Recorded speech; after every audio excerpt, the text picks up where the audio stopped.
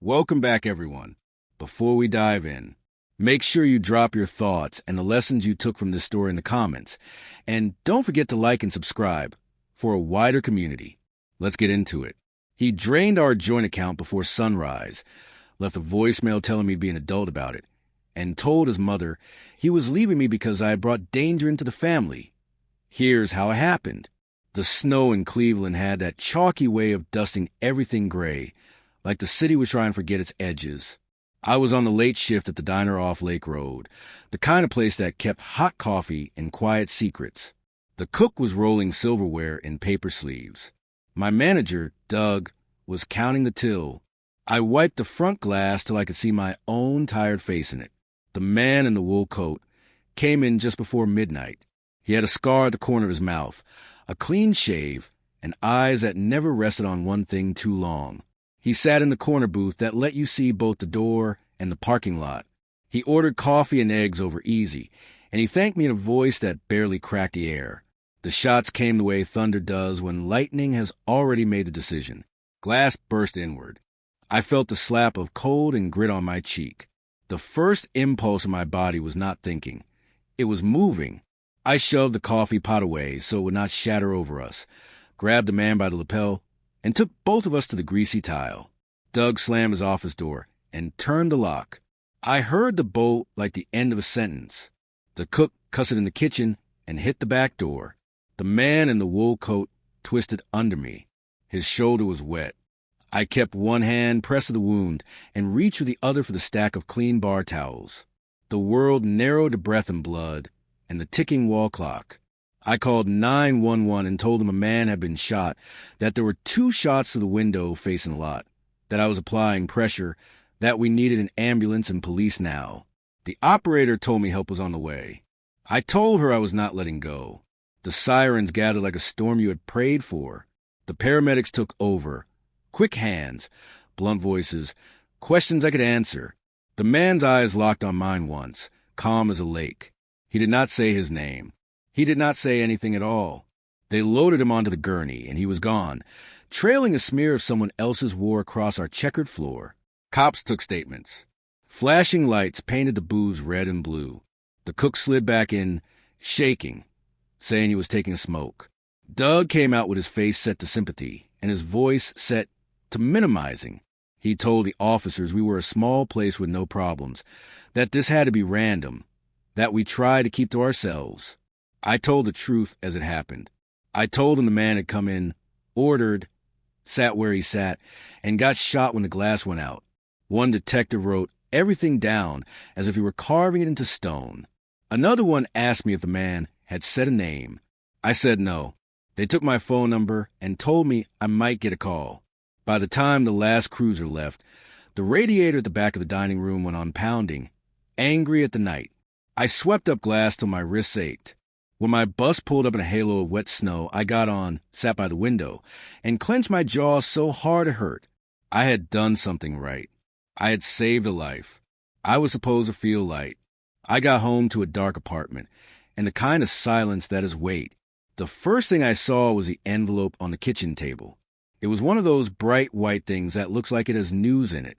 The kind the city uses, the utilities use, the landlord uses. Inside was a shut-off notice for the gas. I put on the kettle anyway. Then I checked our bank app. I had enough in that account to get me through a short month and a bus pass. I had planned for rice and beans and maybe a movie on the couch with my husband, Mark, where we would pretend that the world was not chewing on us. The numbers on the screen were zeros in a neat row. Zeros like the mouth of a tunnel. Zeros like the sound you make when you try to scream with no air. I checked again. Same. I texted Mark. No answer. I called him. Straight to voicemail. I listened to his greeting and hated how friendly it sounded to people who were not me. I paced the living room with the notices in my hand and the cold tap hissing. I left a voicemail. Call me. The money's gone. I tried again. I sent a second text. Then a third. Then I stopped. Because begging is a language I promised myself I would stop speaking back when I was 19 and knew everything about dignity and nothing about utility bills. When the kettle clicked and called, I made tea and sat at the bar counter. My phone buzzed. Mark's voicemail. He said, "Hey, look, I moved out. I'm going to Pittsburgh with Tessa. We've been seeing each other. I took my half and the extra I lent you last month. You should be an adult about it. This just isn't working. I'm not built for your drama." He hung up like it was a summer call from a college dorm. He hung up like we did not have a lease together and a shared laundromat card and a dent we had put in the cheap couch from falling asleep watching old movies. He hung up like there had not been vows. Cheap ones at the courthouse with coffee after. I did what I have always done when there is no room in the room for grief. I washed the mugs. I folded the dish towel. I put the shut-off notice in the drawer. I took out a notebook and wrote down what I had left. 2 20s, bus pass till Thursday, half a carton of eggs, a bag of rice, a jar of peanut butter, 5 shifts on the schedule, 1 heart that would not break clean. Morning came in hard. It had that Cleveland winter light that makes everything look like a waiting room. I called my mother-in-law first because part of me still believed she was a softer landing than the floor. She picked up on the 3rd ring and gave me her voice, brittle as spun sugar. "So," she said, "he called me last night. You brought danger into the family." I told him to leave. I told him that's not what marriage is for. You always had a knack for chaos. I warned him. There's a type who likes to play a hero, and they're always the mess in the end. I told her I had saved a stranger's life. She told me it was attention-seeking. I told her the money was gone. She told me Mark had taken what was his and what I owed him. I told her I was staring down bills. She said, "Actions have consequences," and hung up without a goodbye. I held the phone a long time, as if it might warm. It did not. I got dressed in my shift, even though I had not slept. At the diner, Doug pulled me into his office and sighed. He said he had thought all night. He said the board would think we were a liability. He said the police would bring attention. He said I was a good worker. He said he had to let me go. I said I had been there 3 years. He nodded like he agreed with me, like his nod could soften steel. He said the register was short sometimes when I closed. That was a new story. He said the cooks had complained that I was bossy. That was an old one. He said that if I caused a fuss, he would call the police for trespass. That was the part he meant. My co-workers did not look up when I walked back out to roll my apron and grab my coat. One of the servers, Kelly, watched me out of the corner of her eye. She had started the same week I trained her, and we had shared gum and jokes and the kind of confessions people wrestle out when they are elbow deep in coffee cups. She adjusted her ponytail and looked away. Betrayal is never cinematic. It is a collection of small lookaways. It is a tip out where the jar has been lighter than the coffee pot for months, and you told yourself it evened out. It is a whisper in a walk-in freezer that goes quiet when you step out.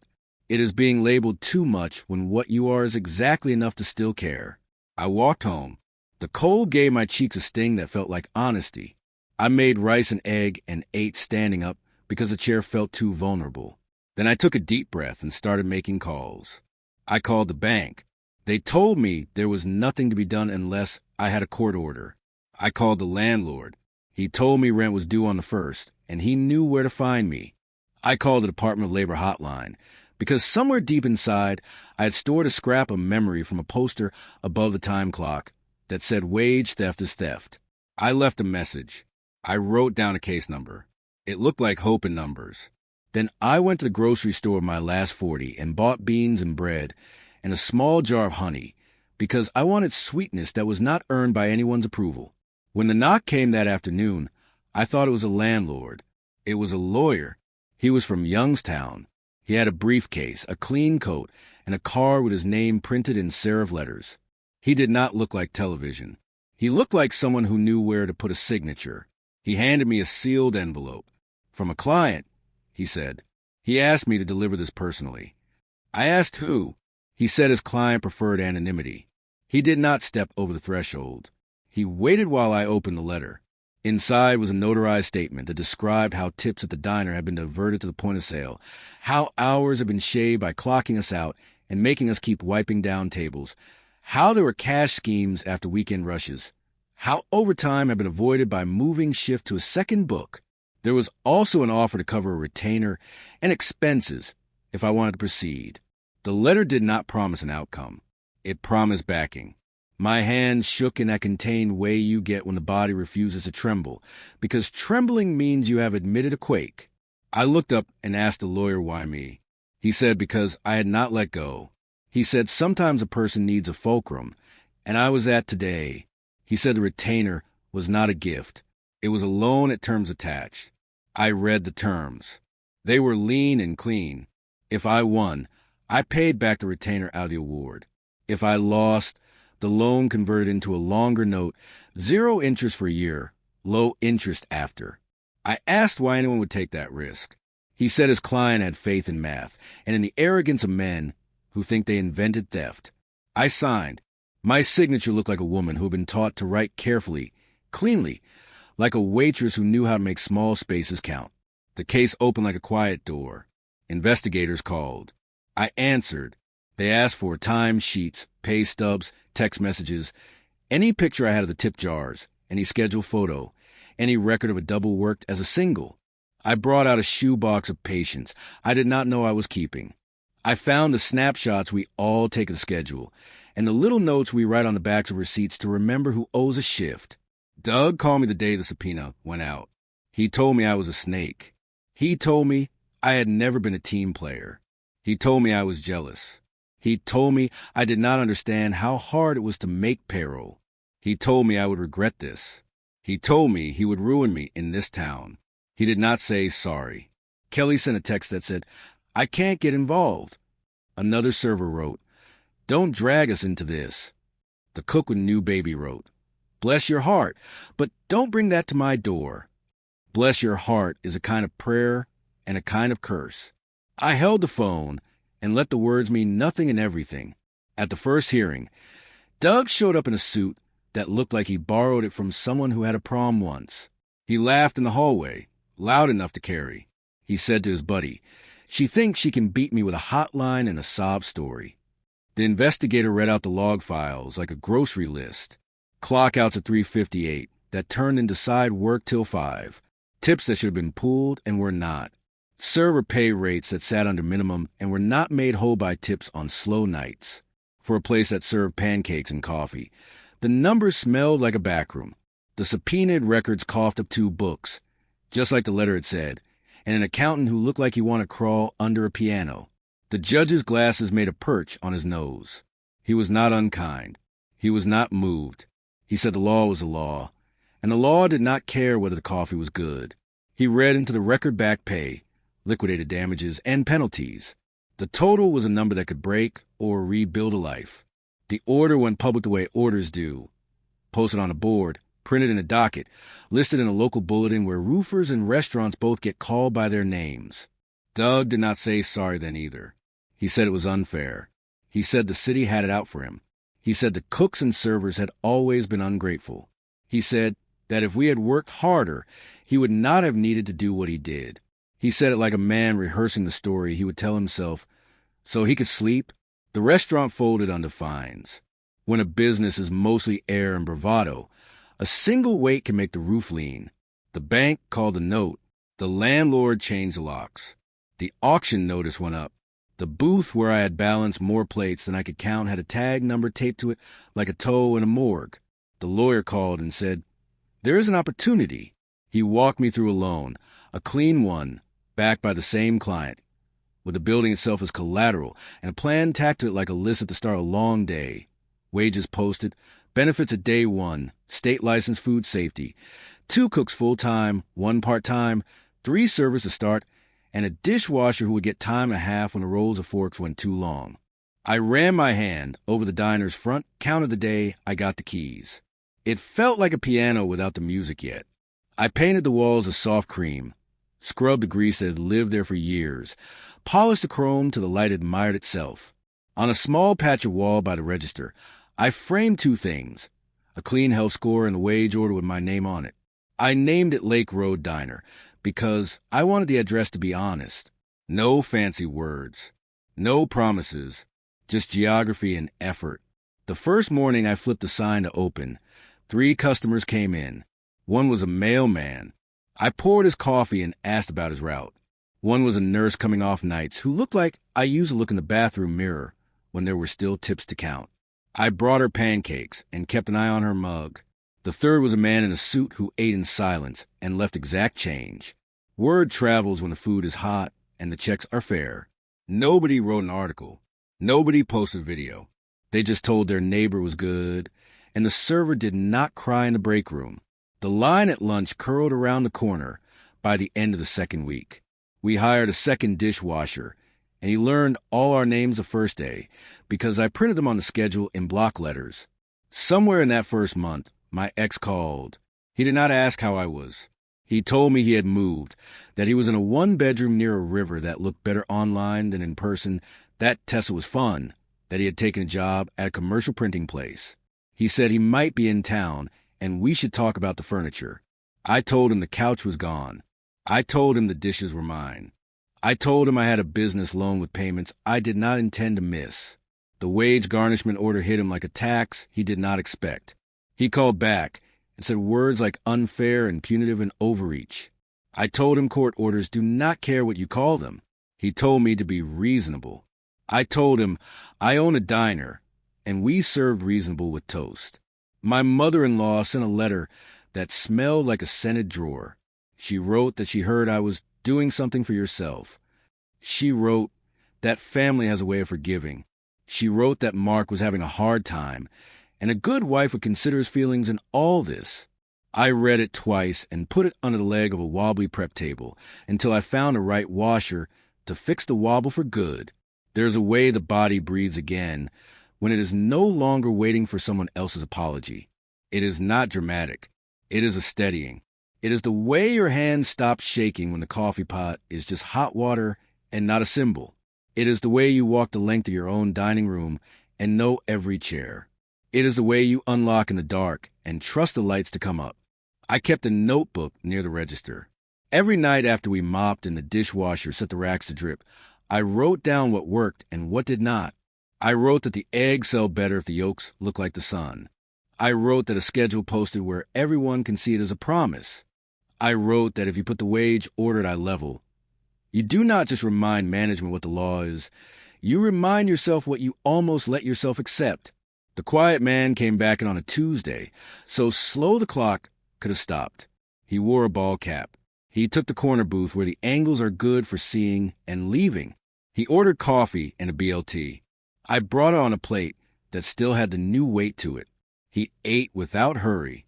When he was done, he left a receipt under the mug. On it there was a line drawn to the balance, and the words paid in full. There was no signature I could recognize, no name to say out loud. But I knew in the way a person knows their own keys that this was the man whose shoulder I had pressed my hand into while the world broke around us. I did not chase him into the parking lot. I did not make a speech. I wiped the table, tucked the receipt into my apron, and kept moving because a clock does not care about your epiphanies. Later that night, when the last table left and the mop water turned from gray to respectable, I took the receipt back out and looked at those words again. Paid in full, as if debts were that simple, as if the ledger of a life could close that clean. The thing about karma that nobody puts on bumper stickers is that it looks like paperwork more than thunder. Doug's name lived on that wage order, where anyone could read it.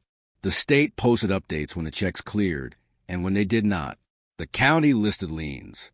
When he tried to open a new place under his cousin's name, the paperwork sniffed it out like a hound that understands the scent of a man who will always pick the pocket within reach.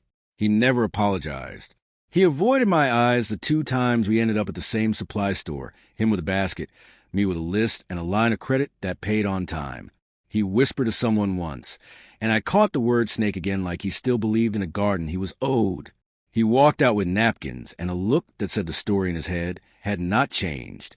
Kelly showed up one lunch rush with her hair shorter and a tired baby on her hip. She said she was sorry without saying the words. She asked if we were hiring. I looked at the baby and then at her, and I printed her an application because you can hold people accountable and still make room for their survival. She worked the floor like she had been born in tennis shoes. On her first payday, she stared at the stub like it was art. She traced a line that said overtime and the number that said exactly what it meant. She looked at me and nodded once, a small thing that felt like cement setting. The line at breakfast started to look like a neighborhood. The mailman got his usual. The nurse learned to sleep at the corner table, where the light is kinder. The suit admitted that he taught history at the high school and graded papers between bites. A mother came in with her teenage daughter and said, "Watch. This is what work looks like when it's not taking something from you." I pretended not to hear, because sometimes listening too closely breaks the spell. The transformation people imagine is a makeover montage. Mine was inventory spreadsheets and a new gasket for the walk-in, and a menu price I agonized over, because the pancakes had to be cheap enough to feed four and keep the lights on. It was calling a plumber at 9 at night and learning the language of pipes. It was checking the dishwasher's shoulder for strain and sending him home with Epsom salt and an extra hour on the clock. I stood in front of the mirror the night before we hit our first quarterly goal and saw a woman who looked like she could fire a vendor and bake a pie in the same hour. My hands were cracked from heat and soap. My hair had grown out of the last cheap cut and settled into itself. My eyes held steady. It was not glamour. It was power. The city inspector came in for a surprise check and left with a breakfast sandwich because we had passed by the book and by the spirit. He said, "You know, not many places put the wage order where the customers can see it." I said, "That is the point." He nodded and said, "Good." The words sat in the room like a chair pulled out for you. On a dull Thursday, the bell over the door rung, and a couple walked in who wore their comfort like a jacket. They slid into a booth and touched hands across the table. I poured coffee. The woman smiled. The man thanked me. It took me a minute to realize he was a detective from that night, the one who had written everything like chiseling. He recognized me, too. He said they never did get a clear picture of the shooter's car. He said the man I pulled behind the counter had refused to give a name, and that the case had closed into one of those files where paper ages like bread. He said he thought about that night more often than you would expect. He said the coffee was better now. I said, "We use a different supplier." He looked at the wage order on the wall, and then at me. He said, "Good for you." It was not a compliment. It was a witnessing. It was inventory for the soul. I topped off their cups without being asked. My ex stopped by one afternoon as if he had never left. He walked in with that bounce men get when they think their past owes them a discount. He reached for a bar stool, and his eyes fell on the notice taped under the counter with his name on it. It was neat and official, and said words like judgment and balance and current. He looked up at me, waiting. I did not perform anything. I asked if he wanted coffee. He tried to say my name the way he used to when he wanted something sweet. I said, "It is $3. He put down 2 and looked surprised when I did not move the mug. He added the third like a man paying a toll on a bridge. He did not build. He tried to talk about forgiveness. He said people make mistakes. He said, we had our moments. He said Pittsburgh was not what he thought it would be. He said Tessa had turned out to be someone who wanted more than he could give. He said he was sorry without saying a word. I said, we served pie until 4. He asked for apple, and I brought it in a bowl, because that is how we do it when it sits better with warmth. He did not come back. The garnishment kept doing what it does, steady and without conversation. I put the money where it belonged, into the loan, into the dishwasher's raise, into the account marked maintenance, so that a burst pipe would not turn me back into a woman begging a man who thinks he invented the gear shift in a U-Haul. One night after close, I stood in the dark dining room with only the red exit sign lit. The booths were lined up like pews. The floor smelled like lemon cleaner and hot water. My feet hurt, and my hands hurt, and the soft at the back of my throat that used a burn from things unsaid now felt like it had been rinsed clean. This is what happy looks like. I thought, it looks like payroll on time and the freezer door sealing right, and a server laughing so hard she wheezes because she finally believes she will not be punished for joy. I kept expecting to feel the click of a camera somewhere, a viral moment collecting itself, a story about a waitress rescued by fate. But the only clicks were the ticket machine when the table ordered heavy and the clock when it hit the hour. The only story we told was on receipts and on the faces of people who did not know they were part of something and would not care if you told them. They just wanted eggs that came hot and a bill that did not lie. Sometimes I took the long way home past the old storefront where Doug's new try had opened and closed. The sign was down.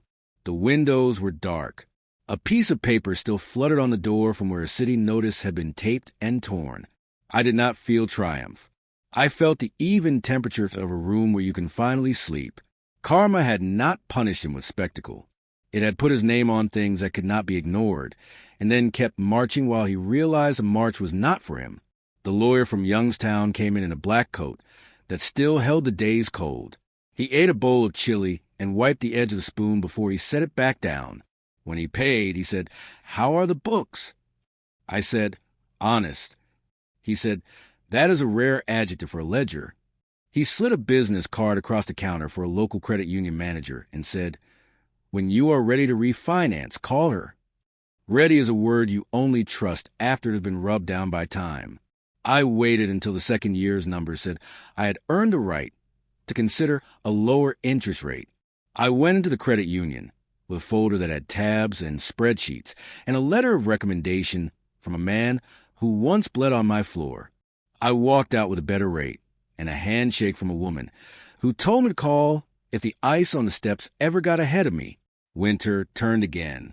The diner windows fogged up from the breath of people who had earned their breakfasts. A construction crew came in every morning for a month, and I watched the building take shape across the street, where the parking lot had been a crackled mess. Progress in American cities sometimes looks like a story you are not part of. But then the crew came back on payday with their families and ordered pie, and they tipped like they meant it. And I remember that being part of it is not the same as being the poster. On the anniversary of the shooting, I opened 15 minutes early and stood at the front door with the keys in my hand. I thought about the woman who lay on that floor and told herself not to let go. I thought about the man who had not said his name. I thought about the sound of Doug's office lock and the laugh that had echoed as if cruelty is a talent. The bell rang at 7, and we started another day. A teenager filled the sugar caddies like it was a science. The dishwasher told a joke. Kelly rolled her shoulders and said, "Let's make it." The first order ticket printed. I called out to the cook, and he answered, "Heard." That word is my favorite now. Heard. Not agreed. Not obeyed. Heard. It is the smallest mercy, and it is enough to change a life. If you are looking for fireworks in this story, you will not find them. You will find receipts. You will find a county docket where the word willful sits beside a name that never said sorry. You will find a loan statement with a declining balance. You will find a schedule with posted wages that never drop below the legal. You will find a wall with 2 frames on it, one that says we passed inspection, and one that says we learned. You will find me at 5 in the morning, wiping a counter that feels like a line in a book. You will find me at 9 at night, counting until that has nothing in it that does not belong. You will find me walking home down a street that once hurt to look at and now looks like an address. You will find a happiness looks like the ordinary done with the intensity of someone who has almost lost the right to ordinary. And you will find that the people who betrayed me did not fall to their knees and beg for forgiveness. They kept talking the way they have always talked. He kept explaining himself to himself. She kept writing letters scented with a world that smelled like vacuum-packed nostalgia. They kept moving down tracks that run true for them. Karma did not detour them onto mine to give me a show. It just made sure the bill arrived with their names printed and their balances due. The quiet man with a scar came in once more in spring. The coat was gone. The cap was the same. He sat in the corner and watched the room the way a person watches a horizon at sea. When he paid, he left a note on the back of the receipt. It said, "Thank you for pressure when it mattered." That was all. Not a confession. Not a name. He walked out into a day so bright the booths looked like they had been painted with milk. I taped that note behind a register, where only I could see it when I bent to find more straws. It reminded me what the job had asked and what I had given. It reminded me that you can apply pressure and not be crushed by it. It reminded me that justice is a set of instructions you follow, not a feeling you chase. On Sundays, we close early so the staff can go live in their own apartments and see their own lovers and talk to their own children in daylight. I sit at a booth and tally the week and watch the light move across the chrome. Sometimes a person walking by will look in and catch my eye and wave. Sometimes they will point to the sign and mouth, "Good place." I nod, not because I need their affirmation, because I like the way acknowledgement feels when it is light, not heavy. The old diner had a jukebox that never worked. We sold it. I bought a radio that does two things: weather and local baseball. When the wind gets me off the lake, I listen to forecast and put down extra salt. When the game is on and the city lets itself feel like a hometown instead of a headline, I turn the volume up and we cheer between plates, because it is nice to shout for something that does not ask for blood. One afternoon, a young woman came in with a clipboard from a community college. She said she was doing a project on small businesses that treat workers fairly in a county where that is not always a story. She asked if she could take a photo of the wage order on the wall. I said yes. She clicked once, no flash, and wrote down the hours we keep. She did not ask for a quote. I liked her immediately. She came back a week later with a stapled packet and a grade at the top that made her smile. She handed me a copy and said, "You're in the bibliography." I put on the shelf of the cookbooks, not because I want to display myself, but because I like living in a world where I am a footnote in the story of something better than what we were given. There's a piece of graffiti on a bridge I walk under sometimes. It says, "Pay what you owe." I used to think it was about money. Now I think it is about attention and effort and kindness, and the cost you pay to live in the same place as other people. The diner pays what it owes every day, to the health inspector, to the bank, to the staff, to the customers, to me. Mark pays what he owes because the judge said so, and because the envelope tells him so every pay period. Doug pays what he owes because the state keeps a ledger, even when men consider themselves above ink. Once in a while, a customer will recognize me from a rumor. They will say, "Aren't you the waitress who saved that guy?" I will say, "I am the owner who makes a good BLT." They will laugh and then get quiet and then order. And when they leave, they will tip in a way that says they have connected their survival to mine for the length of a meal. That is my favorite version of community. Temporary and sincere. I have learned to count differently. Not just money. Days. This is a Tuesday that did not hurt. This is a Thursday that held. This is a Saturday that paid my staff. And let me buy honey that tastes like clover. This is a Monday where the bus went by empty because I have a car now. The kind that starts when I ask it to. When I lock the diner at night, I always look back into the glass. Not to admire. To check. Tables in order. Chairs up. Floor clean. Wall frame square. It is a ritual that says, you did not escape to a dream. You built a room you can leave and return to. There is no applause in that. Just the practical magic of a key turning the same way it turned this morning. If I am ever asked to say what happiness looks like in America, I will say it looks like a line on a county website that says case closed. It looks like a posted schedule with real numbers. It looks like a manager who says, "Take your break," and means it. It looks like a woman who stopped asking if she was too much and started measuring whether the coffee is hot. The ledger is honest, and the staff shoulders are not knotted with fear. As for the people who left me on the floor of my life and told me to clean up quietly, I do not think of them much. When I do, I hope they have to sign for every package addressed to the consequences of their choices. I hope they see their names printed in places where they cannot edit the font. I hope the world is merciful enough to let them survive and strict enough to make them read. This story does not end with speech. It ends every day with me flipping the sign to close, counting the till, turning off the lights, and locking the door from the inside. It ends with a stack of checks signed by my hand, given to people who trust that the numbers match the effort. It ends with the quiet satisfaction of a woman who knows that while she cannot control who shoots through the glass or who runs, she can decide where to place her palm and how hard to press until a pulse returns. And if there is a twist worth naming, it is not that the man in the wool coat turned out to be somebody powerful. It is that I did. If you enjoyed this story, please comment, and share this video with your friends. Subscribe and turn on the notification bell so you never miss a story drop.